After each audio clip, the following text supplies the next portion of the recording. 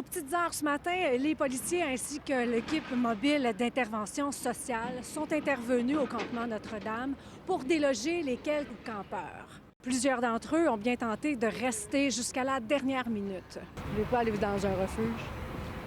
Pas vraiment, parce qu'ils sont pleins. Juste d'essayer d'y aller, c'est déjà compliqué. Au début de l'été, je vous ai d'ailleurs présenté Devant, qui vit ici depuis plusieurs mois sur la rue Notre-Dame. Il en est aujourd'hui à son 5e démantèlement. Vous autres, vous avez tout. Nous autres, on n'a rien, on avait nous autres.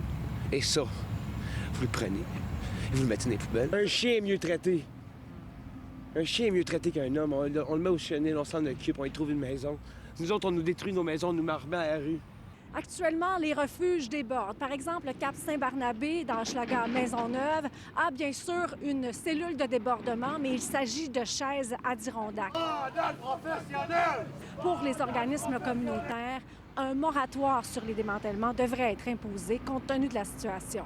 C'est qu'on les disperse, ils vont continuer à habiter en tente, ils ne vont pas aller en dedans, ce n'est pas vrai, et ils vont probablement davantage affecter leur santé et probablement mourir. Lorsqu'on demande à l'arrondissement, pouvez-vous nous donner des preuves qu'il y a des plaintes et quelle est la nature de ces plaintes? On a échangé 30 courriels qui disaient rien. Pierre Lessard-Blais, il favorise les évictions, il favorise la gentrification dans Hochelaga Maisonneuve. Mais est-ce que ça vient de plaintes de citoyens? Il y a des plaintes de citoyens, oui. Il y a cette lettre que vous avez envoyée au ministère des Transports pour menacer de les poursuivre s'ils ne démantèlent pas.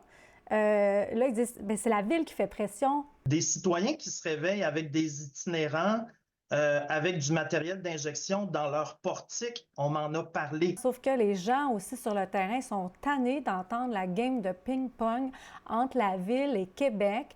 La Ville qui demande des lits. Là, les lits ne sont pas là pour l'instant. Pourquoi ne pas accepter un moratoire? Les gens pensent qu'ils ont la capacité de faire du camping d'hiver pendant 4 mois, mais c'est extrêmement dangereux aussi. Donc, ce n'est pas une situation qu'on est prête à accepter. Donc, le ménage a été fait sur cette partie du terrain, mais Devant a commencé à transférer ses objets ici et il est bien déterminé à construire un autre campement. Qu'est-ce que tu vas faire, là? Qu'est-ce que je vais faire? Je vais me construire encore plus gros.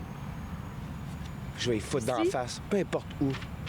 Je vais y dropper des maisons n'importe où. À Montréal, Véronique Dubé pour Nouveau Info.